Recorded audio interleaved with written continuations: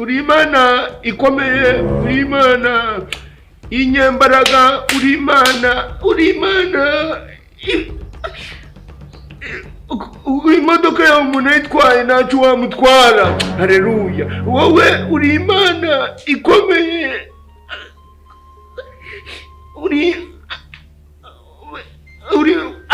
uri Imana no